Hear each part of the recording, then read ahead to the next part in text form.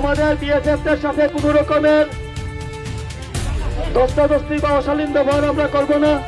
শান্তিপূর্ণভাবে আমরা আমাদের যে অ্যাপ্লিকেশন আছে ওইটা আমরা সাবমিট করব।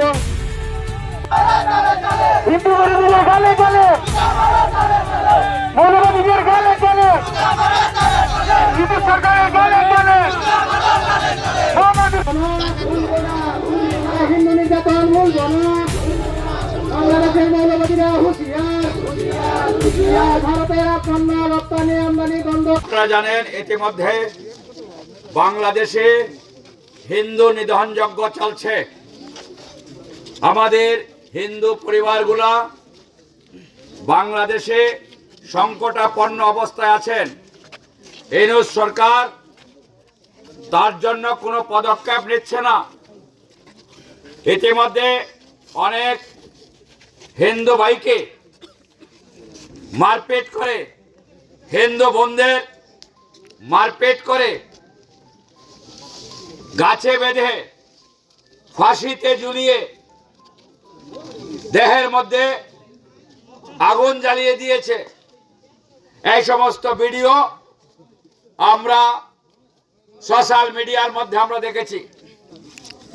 এত বর্বরোচিত আক্রমণ আজকে বাংলাদেশের মধ্যে হচ্ছে, কিন্তু বাংলাদেশ সরকার নীরব দর্শকের ভূমিকা পালন করছে।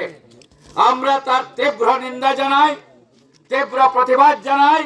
ইতিমধ্যে যদি বাংলাদেশ সরকার এগুলো বন্ধের জন্য কোনো পদক্ষেপ গ্রহণ না করেন, আমরা ভারতবর্ষের বিভিন্ন জায়গায় আমাদের প্রতিবাদ চলবে বাংলাদেশের সরকারের বিরুদ্ধে।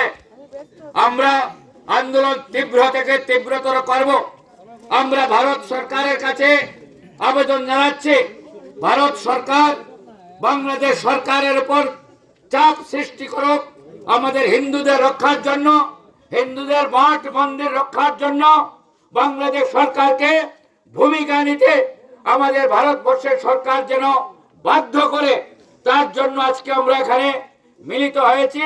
আমরা বর্ডার অভিযান করেছি এখানে, যে এই সমস্ত বর্বরোচিত আক্রমণ ইতিমধ্যেই বাংলাদেশ সরকার বন্ধ করতে হবে, নতুবা আমাদের দিক থেকে বাংলাদেশের সঙ্গে সমস্ত ব্যবসা বাণিজ্য যেন বন্ধ করে আমাদের সরকার, সেই দাবি আমরা জানাচ্ছি।